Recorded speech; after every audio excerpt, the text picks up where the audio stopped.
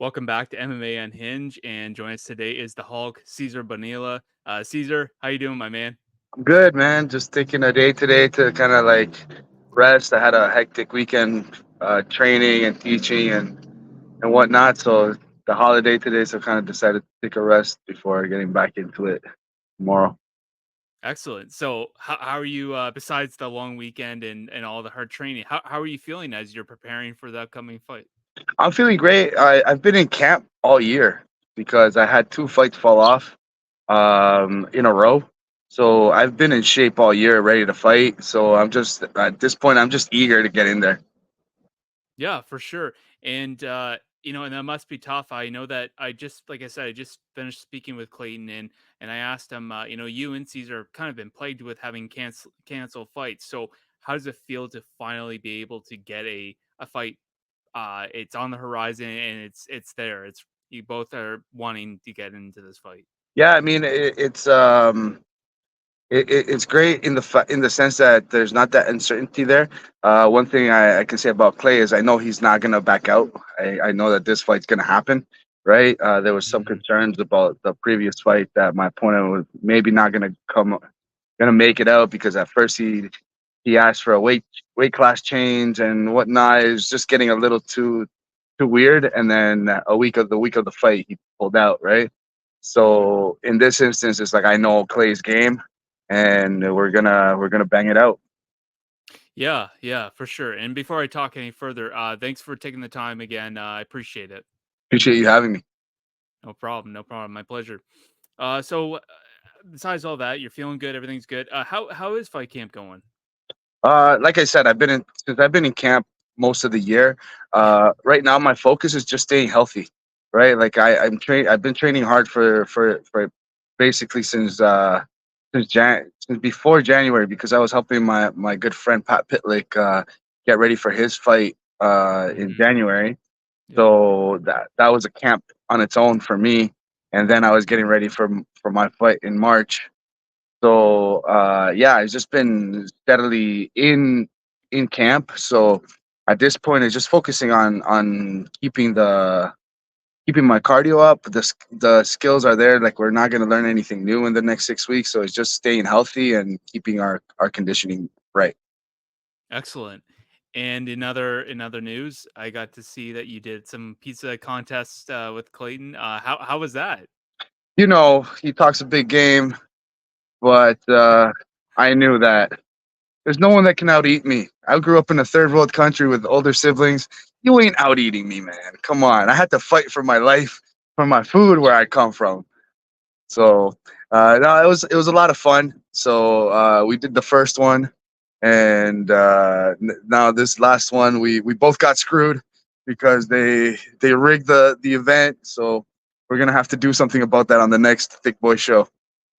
Well, and I was gonna say, he did give you props. He said that he's like he thinks that if you ever wanted to do professional eating, that you would be the master. So, well, no, he didn't say maybe not the master, but he said you do very well.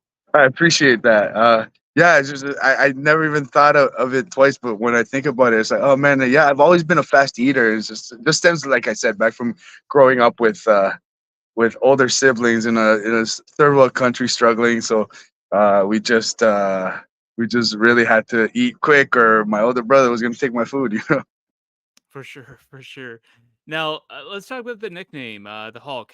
What's the story behind that? Did you give yourself that name, or did someone else give you that name? The credit goes to Ainsley Robinson, who was my wrestling coach since I was a kid, since I was a teenager. So it just so when I first started uh, wrestling, he asked me to come out to a practice, and he was just like, "Oh, come out to wrestle," and I got excited about it because what I thought I was gonna go do was like that pro wrestling stuff, right? I'm like, "Oh, I'm gonna go like hit people with chairs and stuff." Okay, let's go, right? So, and then I see it, it's like totally different, and then I just started slamming people, and then just from there, the nickname Hulk came to play. So I've had that name, and since he's been my coach to this day. So it just the Hulk name just stuck with me. Well, and I kind of like the idea that it's going to be the Hulk versus, versus the Bear. I Yeah, kind of like it has a bit of a ring to it. So, like I said with Clayton, I think we're going to see who's the bigger and badder man here. yeah, it's gonna be a big test of two big alphas. It's gonna be great. Yeah, I like it. Let's talk about Clayton Pie for a second. So, what's your thoughts about him and the style that he brings? I think he's still pretty raw. Um, uh, Needless to say, he's an excellent wrestler. Olympic trials gold medalist, and he's also um, ridiculously strong for what I see. And he's at a great team. He's at Niagara top team, so he's training with the very best in the country. So I know that he's improving at a high level, at a high rate, and I know he's gonna make it far. He's gonna make it far, but um, right now is the time to beat him. Right? He's gonna take a loss this one, and it's gonna be a great learning lesson for him, and he's gonna make it big after that. Well, when I spoke with him, I asked him about getting into the matchup with you, and he says that you're not going to be able to hold him down. So, how do you respond to that? Um, the thing is, like, I he thinks that I'm just gonna go in there and try to hold him down. There's a lot more to my game, right? I've been training MMA as long as he's been wrestling, right? He's only been doing MMA for a couple of years. I think I bring higher knowledge, even though like my fight record doesn't show how long I've been training for. But I've been doing this as long as I've been doing jujitsu. So my goal isn't to go in there and hold him down. My goal is to go in there and finish him. Hmm. Of course, and like any fighter would. Yeah. Now you both possess special, like you both have the ground game, and you both that's where you specialize. So that being said, do fans expect to have a stand up fight? Um, I mean, I've seen his striking; it's improving. He's done a couple of kickboxing matches from what I know of. I saw one of Hmm. them. Um, I happen to train with some of the best strikers in the world. Like I just mentioned, Pat Pitlick. He's about to fight a Dana White Contender Series, and I truly believe he's the best striker in Canada, and he's my main sparring partner. So I'm not. I think that we both are bringing a very underrated striking game to this match, and Hmm. people will be surprised at how good we can actually do it. Especially him too, because he's over there at Niagara Top Team. I know he's got Mike Malott and a few of the guys over there who are high level dudes. So I know that he's no slouch on the feet.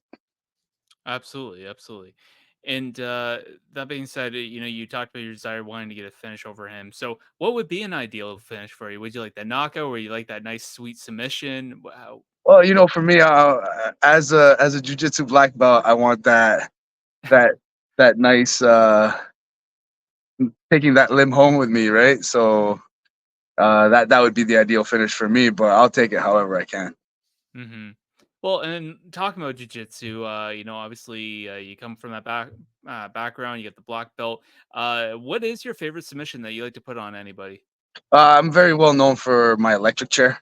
That's like I've gone viral for it a few times in the 10th Planet network and everything. So anything 10th Planet related, that's my go-to. Anything from like twisters to vaporizers and stuff like that. So that would probably be my main weapon. For sure. And I know that this is some friendly competition, but do you think after the fight, you and Clayton can share a piece of pizza? We're gonna share a slice of pizza at Wayans. We've already talked about this already. Oh, that's awesome. Yeah, Do you feel like you have one slice in his hand, like you'll have one slice in front of him, he'll have one in front of you, and you're gonna take the picture? exactly. That's what we're gonna do. Excellent, excellent. And do you have any plans after the fight? Or are you just getting back to training? After the fight, I'm probably just gonna get back to training. Maybe go on a small vacation. I haven't been home for a while, so I'd like to take some time to go to El Salvador and spend some time with my family because I've been planning that vacation for a while now, but flights keep getting pushed back. And then it's like, damn, like, what do I do? Do I take this vacation or do I take another fight? But It's Mhm. like, time's running up for me.